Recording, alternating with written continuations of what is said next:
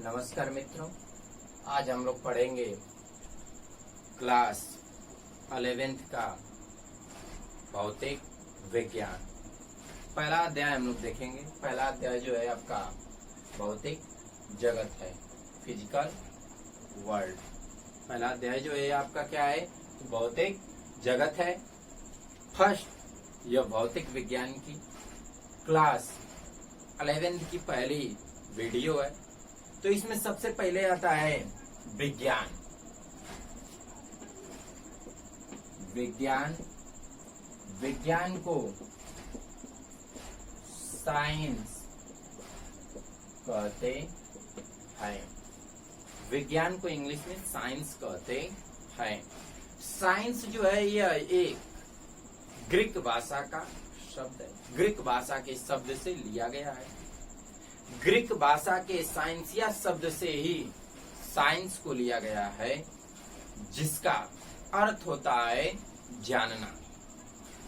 विज्ञान की परिभाषा क्या होती है? सुसंगठित, सुव्यवस्थित, क्रमबद्ध ज्ञान को ही विज्ञान कहते हैं। सुसंगठित, सुव्यवस्थित, क्रमबद्ध ज्ञान को ही विज्ञान कहते हैं। विज्ञान का संधि विच्छेद क्या होता है? तो विज्ञान का संधि विच्छेद होता है विधन ज्ञान। विधन क्या होता है? ज्ञान होता है। वि का मतलब होता है आपका विशेष, और ज्ञान का मतलब आप जान ही रहे हैं, ज्ञान होता है। अर्थात विज्ञान का मतलब क्या निकल करके आया भाई? तो विज्ञान का मतलब निकल करके आया आपका विशेष ज्ञान। किसी वस्तु के बारे में जो हम लोग विशेष ज्ञान या विशेष जानकारी रखते हैं, उसे ही हम क्या कहते हैं? विज्ञान कहते हैं। अब उस वस्तु का अध्ययन जो हम लोग करते हैं, उस वस्तु के बारे में जो जानकारी हम रखते हैं, किस क्रम में रखते हैं, इस पर डिपेंड करता है। देखिए विज्ञान कितने प्रकार के होते हैं, यह भी हम लोग देख लेते हैं। इसी वीडियो में हम लोग देख लेंगे। तो विज्ञान जो होता है वह निम्नलिखित आपका 3 प्रकार का होता है। जैसे विज्ञान विज्ञान जो होता है यह आपका 3 प्रकार का होता है। पहला जो होता है फर्स्ट प्राकृतिक विज्ञान। सेकेंड होता है आपका सामाजिक विज्ञान। और थर्ड आपका होता है अमूर्त विज्ञान। थर्ड आपका क्या होता है भाई? अमूर्त विज्ञान होता है। विज्ञान कितने प्रकार का होता है? तो विज्ञान निम्नलिखित 3 प्रकार का होता है। पहला प्राकृतिक विज्ञान, सेकेंड सामाजिक विज्ञान, तीसरा जो होता है वह आपका क्या होता है? तो अमूर्त विज्ञान होता है। इसके बाद हम देखिए प्राकृतिक विज्ञान किसे कहते हैं। प्राकृतिक विज्ञान को शुद्ध विज्ञान भी कहते हैं। प्राकृतिक विज्ञान को क्या कहते हैं भाई? तो प्राकृतिक विज्ञान को शुद्ध विज्ञान भी कहते हैं। प्राकृतिक विज्ञान के निम्नलिखित 3 शाखाएं होती हैं। पहली शाखा जो होती है वो होती है आपकी भौतिक विज्ञान। दूसरी शाखा जो होती है वो होती है रसायन विज्ञान। तीसरी शाखा जो होती है वो आपकी होती है जीव विज्ञान। जीव विज्ञान को 2 भागों में वर्गीकृत किया गया है। पहली शाखा जंतु विज्ञान, दूसरी शाखा जो होती है आपकी होती है पहली शाखा जो होती है जंतु विज्ञान होती है। दूसरी शाखा जो होती है वनस्पति विज्ञान। दूसरी शाखा जो होती है वो क्या होती है? आपकी वनस्पति विज्ञान होती है। सामाजिक विज्ञान, सामाजिक विज्ञान किसे कहते हैं? समाज और व्यक्तियों के बीच में, समाज और व्यक्तियों के बीच में जो संबंध होता है उसे ही हम क्या कहते हैं? तो उसे ही हम सामाजिक विज्ञान कहते हैं। समाज और व्यक्तियों के बीच में जो संबंध होता है उसे ही हम क्या कहते हैं? तो समाज और व्यक्तियों के बीच में जो संबंध होता है उसे हम क्या कहते हैं, सामाजिक विज्ञान कहते हैं। सामाजिक विज्ञान की अनेक शाखाएं होती हैं, जैसे समाज शास्त्र, नागरिक शास्त्र, अर्थशास्त्र, इतिहास, भूगोल इत्यादि। सामाजिक विज्ञान आप लोग जानते ही होंगे इत्यादि। अमूर्त विज्ञान की शाखाएं निम्नलिखित 3 होती है। अमूर्त विज्ञान की शाखाएं निम्नलिखित 3 होती है। पहली शाखा जो होती है वह आपकी अंक गणित होती है। दूसरी शाखा जो होती है आपकी होती है बीज गणित। तीसरी शाखा जो होती है वह आपकी होती है रेखा गणित। यह रहा आपका विज्ञान का स्ट्रक्चर। इसके बाद देखिए फिर से हम देख लेते हैं विज्ञान। भौतिक जगत में सबसे पहले आपके पहले अध्याय की पहली हेडिंग दे दिया है विज्ञान। विज्ञान की परिभाषा, विज्ञान को इंग्लिश में साइंस कहते हैं। विज्ञान की परिभाषा क्या होती है, सुसंगठित सुव्यवस्थित क्रमबद्ध ज्ञान को ही विज्ञान कहते हैं। विज्ञान कितने प्रकार के होते हैं, विज्ञान निम्नलिखित 3 प्रकार का होता है।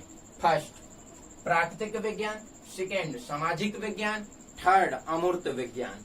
प्राकृतिक विज्ञान को शुद्ध विज्ञान भी कहते हैं। प्राकृतिक विज्ञान को हम क्या कहते हैं, तो प्राकृतिक विज्ञान को शुद्ध विज्ञान भी कहते हैं। जैसे पहली शाखा इसकी होती है प्राकृतिक विज्ञान की भौतिक विज्ञान, दूसरी शाखा रसायन विज्ञान, तीसरी शाखा जीव विज्ञान। जीव विज्ञान को 2 भागों में वर्गीकृत किया गया है, जंतु विज्ञान और सेकेंड जो होता है वह आपका क्या हो जाता है भाई, वनस्पति विज्ञान। सामाजिक विज्ञान की अनेक शाखाएं होती हैं, समाज शास्त्र, नागरिक शास्त्र, अर्थशास्त्र इत्यादि। अमूर्त विज्ञान को 3 भागों में वर्गीकृत किया गया है। अमूर्त विज्ञान को 3 भागों में वर्गीकृत किया गया है, अंकगणित, बीजगणित और रेखा गणित। यह रहा है आपका विज्ञान। ठीक है, विज्ञान में हम लोग को फर्स्ट प्राकृतिक विज्ञान का पहला भाग पढ़ना है भौतिक विज्ञान। ठीक है, पहला भाग हम लोग को क्या पढ़ना है, भौतिक विज्ञान। तो हम देखते हैं भौतिक विज्ञान किसे कहते हैं।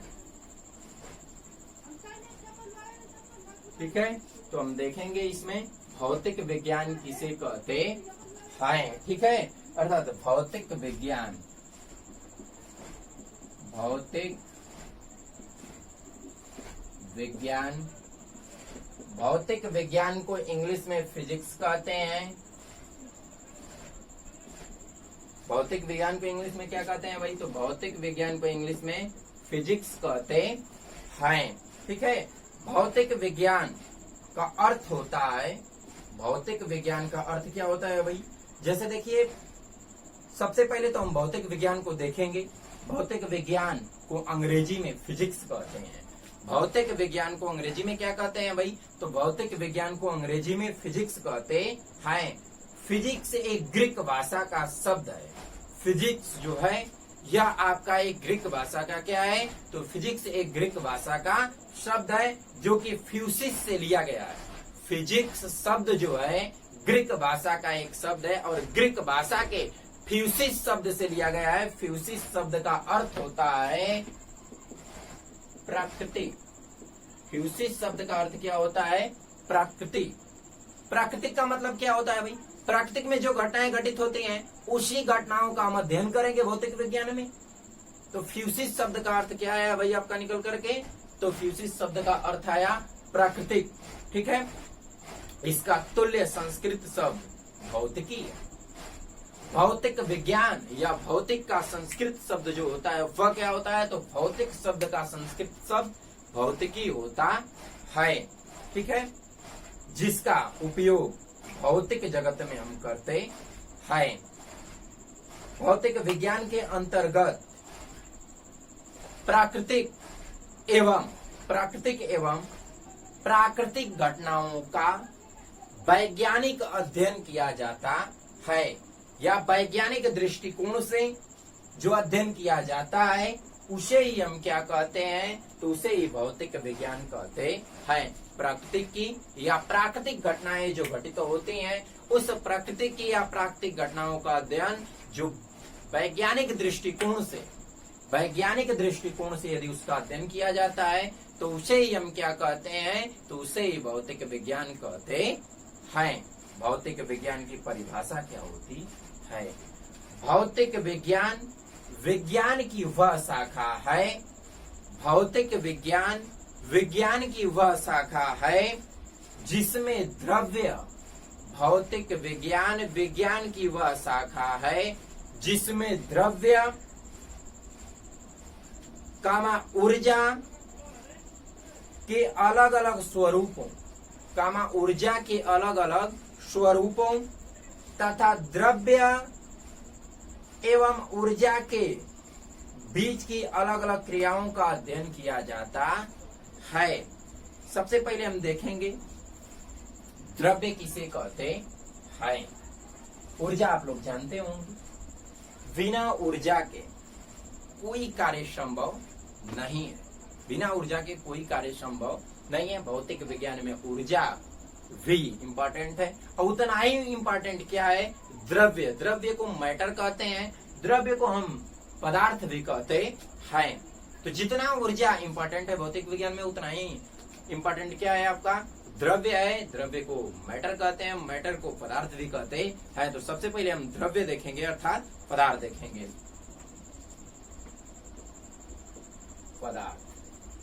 पदार्थ को द्रव्य भी कहते हैं। इसकी अंग्रेजी होती है मैटर। इसकी अंग्रेजी क्या होती है भाई आपकी, तो इसकी अंग्रेजी जो होती है वह होती है मैटर। ठीक है। पदार्थ कितने प्रकार के होते हैं या द्रव्य कितने प्रकार के होते हैं? द्रव्य निम्नलिखित 3 प्रकार के होते हैं। द्रव्य जो होते हैं वह कितने प्रकार के होते हैं, तो द्रव्य निम्नलिखित 3 प्रकार के होते हैं। द्रव्य को पहला भाग जो होता है वह होता है आपका ठोस अवस्था। सेकेंड जो होता है द्रवीय अवस्था और थर्ड जो होता है वह होता है आपका गैसीय अवस्था। फर्स्ट होता है ठोस अवस्था, सेकेंड होता है द्रवीय अवस्था, थर्ड होता है गैसीय अवस्था। ठीक है। ठोस के अणु जो होते हैं बहुत, ठोस को हम सॉलिड, ठोस अवस्था को हम सॉलिड स्टेट बोलते हैं, द्रवीय अवस्था को हम लिक्विड स्टेट बोलते हैं, गैसीय अवस्था को हम गैसीय स्टेट बोलते हैं। ठोस के अणु जो होते हैं बहुत पास पास होते हैं। ठोस के अणु जो होते हैं वह क्या होते हैं, बहुत पास पास होते हैं। ठोस के अणु बहुत पास पास होते हैं। ठोस के अणु जो होते हैं एक दूसरे से चिपके भी होते हैं। द्रव के अणु ठोस के अपेक्षाकृत थोड़ा दूर दूर होते हैं। द्रव के अणु जो होते हैं ठोस के अपेक्षाकृत थोड़ा दूर दूर होते हैं, लेकिन गैस के अणु जो होते हैं वह बहुत दूर दूर होते हैं। मतलब गैस के अणुओं के बीच में जो अंतरा आणविक स्थान होता है वह बहुत अधिक होता है। अर्थात हम ये भी कह सकते हैं कि गैस के अणु जो होते हैं वह लोमड़ियाते हुए नजर आते हैं। लोमड़ियाते हुए नजर आने का मतलब क्या है, वह घूमते हुए या चारों तरफ फैले हुए नजर आते हैं। लेकिन ठोस के अणुओं के बीच में अंतरा आणविक स्थान जो होता है वह बहुत ही कम होता है। ठोस के अपेक्षाकृत द्रव के अणुओं में जो अंतरा आणविक स्थान होता है ठोस के अपेक्षाकृत थोड़ा अधिक होता है। लेकिन गैसीय अवस्था के जो अणु होते हैं इनके अणुओं के बीच में अंतरा आणविक स्थान जो होता है वह बहुत अधिक होता है। ठीक है। अब इसके बाद जैसे देखिए, हम कोई कमरा है, उस कमरे में 1 kg कोई ठोस वस्तु लेते हैं और उसको कमरे में ले जाकर के एक स्थान पे रख देते हैं, और जैसे ही 1 kg वस्तु को कमरे के किसी एक स्थान पे रखते हैं तो वह वस्तु उसी स्थान पर पड़ी रहती है जब तक कि उस वस्तु पर वायु बल न लगाया जाए। यदि कमरे में 1 लीटर कोई लिक्विड फॉर्म की वस्तुएं लेते हैं जैसे पानी मान लीजिए ले लिया और कमरे में ले जाकर के यहाँ पे छोड़ देते हैं पानी को, तो पानी उधर जाने लगता है जिधर कमरे की तली क्या होती है, खाल होती है। कमरा जिधर खाल होता है उधर पानी क्या होने लगता है, बहने लगता है। लेकिन गैस, यदि मान लीजिए कि 1 ग्राम हम गैस लेते हैं और उस 1 ग्राम गैस को कमरे में ले जाकर के छोड़ देते हैं, तो कमरे में से पूरी स्मेल आने लगती है, अर्थात दुर्गंध आने लगती है। जैसे देखिए, यह आपका मार्कर है। यह मार्कर कैसा है, पदार्थ है। यह है क्या, पदार्थ। पदार्थ बनता किससे है, छोटे छोटे कणों से। पदार्थ किससे बनता है भाई, तो छोटे छोटे कणों से मिलकर के पदार्थ बनता है। यह एक पदार्थ है। यह मार्कर है, आप देख भी रहे हैं। इसका ऊपरी भाग कैसा दिखाई दे रहा है भाई, तो इसका ऊपरी भाग ठोस दिखाई दे रहा है, तो यह क्या हो गया, ठोस हो गया। इसके अंदर लिक्विड भरी जाती है। इसके अंदर जो भरी जाती है वो क्या भरी जाती है, लिक्विड भरी जाती है। जैसे देखिए, इसमें हम लिक्विड भर भी रहे हैं। लिक्विड भर दिए, यह आपकी लिक्विड गिर रही है, ठीक है, और यह आपकी क्या हो गई, लिक्विड हो गई। तो यह आपकी जो हुई वह लिक्विड हो गई। तो यह एक ठोस है। इस ठोस में लिक्विड भरा गया और इस लिक्विड से कुछ दुर्गंध भी आती है, जो इंक होती है बोर्ड पे चलने वाली, या आप जिस कलम से लिखते होंगे उस कलम से भी कुछ क्या आती है, दुर्गंध आती है।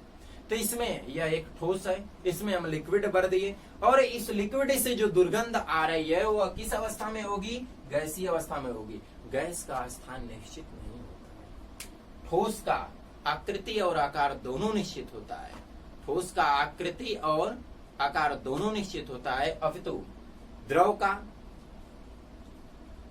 आकार तो निश्चित होता है लेकिन आकृति निश्चित नहीं होती है। और गैस का न तो आकार निश्चित होता है न ही आकृति, न तो आकार निश्चित होता है न ही आकृति निश्चित होती है।